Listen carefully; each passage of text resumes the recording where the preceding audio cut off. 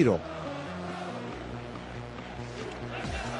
آی ترکی رو ملاحظه میکنید آماده هست تا بازی رو آغاز بکنه. در این لحظه این کار رو انجام میده.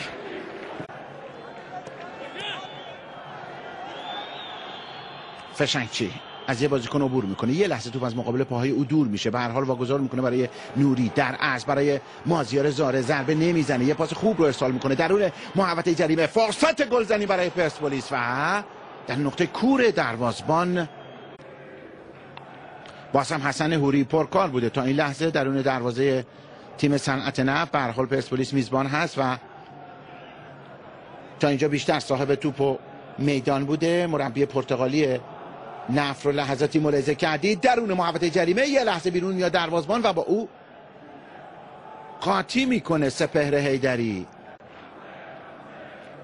بازی میکنه این هم دوستداران صنعت نفت، از کردم حدود 100 نفر بلند با کاپیتان سپهر حیدری به سود تیم پرسپولیس.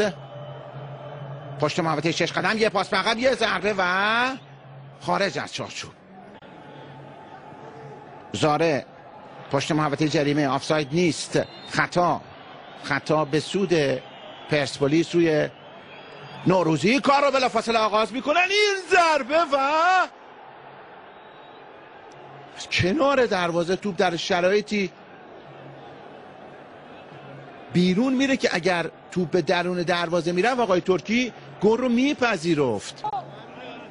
بی ثمر وحید هاشمیان رو میبینیم به این تیم پرسپولیس بود که لحظاتی ملاحظه کردید.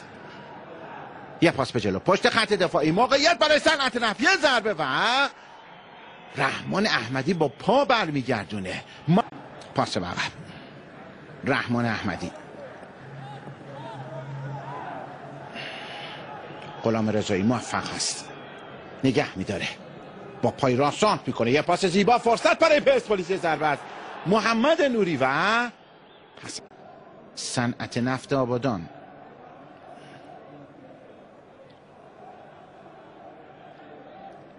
ارسال بلند، یه فرصت، یه ضربه و یه بار دیگه درازکش حسن حوری. مساوی هستند، آمار رو میبینید 1 در مقابل 0.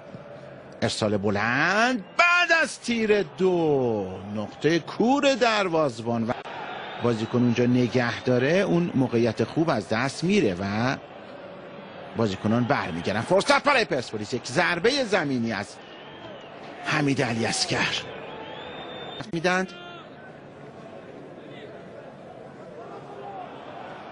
کنارهای محوطه جریمه، ورود به محوطه و نقطه پنالتی در شرایطی که چند ثانیه تا پایان نیمه اول باقی است. نقطه پنالتی رو نشان میده محسن ترکی. حرکت غلام رضایی، ستاره خط حمله پرسپولیس و تیم ملی.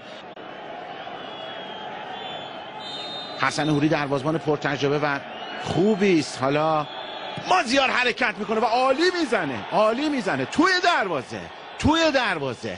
یه مقدار هم مکدر بود در این مدتی که پنالتی ها رو آقای علیدایی به اون نمیداد، منتها خب تابع نظر سرمربی است، چیزی هم نمیگفت، اما به هر حال شایستگی های خودش رو یک بار دیگه اینجا نشون میده روی زدن پنالتی.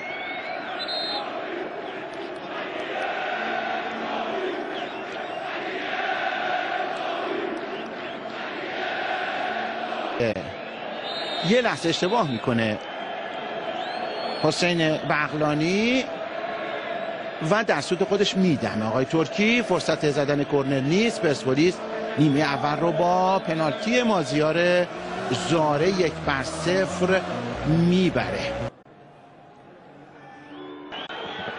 یک بار دیگه پرسپولیس، یه پاس به سمت چپ، یه حرکت از نوری، 2-3 بازیکن مقابل او هستن، نگه میداره در عرض برای تییاگو درون محوطه جریمه. هادی نوروزی، یه موقعیت، علیاصغر زاویه کاملا بسته میشه اما او ضربش رو میزنه تو با دروازه‌بان خوبه صنعت نفت. حسن حوری برخورد میکنه.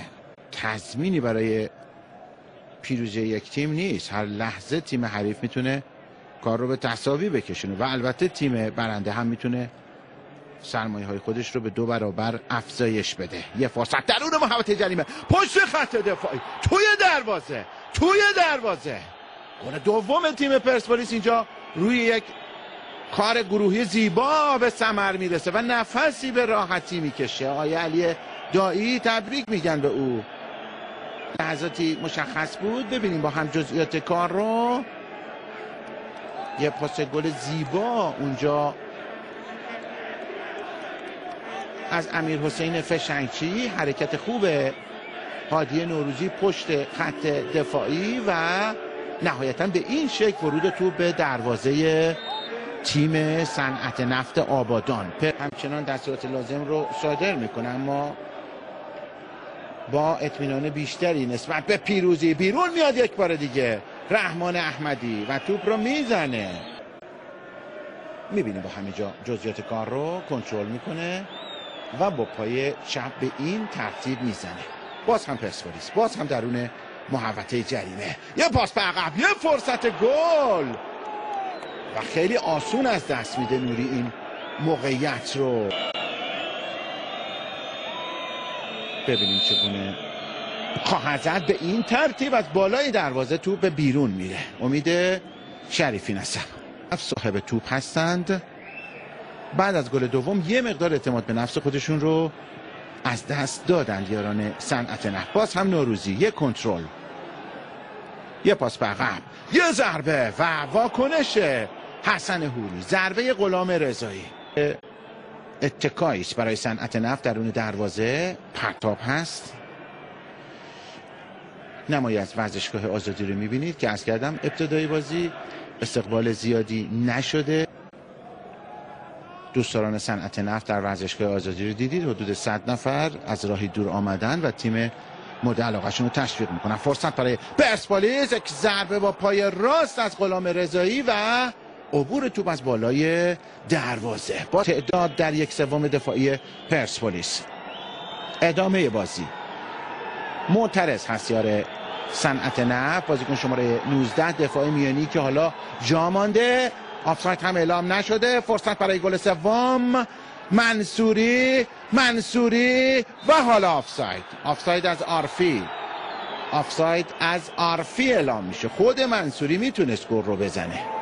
سجاد مشکلپور دفاع میانی به جلو رفته بود. ضمن که اینجا تصویر استر رو میبینید. در رسیدن صدا و تصویر به خانه های شما سهیم و شریک بودند. ارسال بلند، یه ضربه سر، آخرین فرصت برای صنعت نفت، بهترین موقعیت برای گلزنی و واکنش خوب رحمان احمدی. اینجا هم آقای ترکی در سوت خودش میدمه دیدار تیم‌های پرسپولیس و صنعت نفت آبادان. 2-0 به سود پرسپولیس به پایان میرسه. ضمن که اینجا این موقعیت حساس لحظات پایانی رو ملاحظه میکنید که رحمان احمدی اجازه نمیده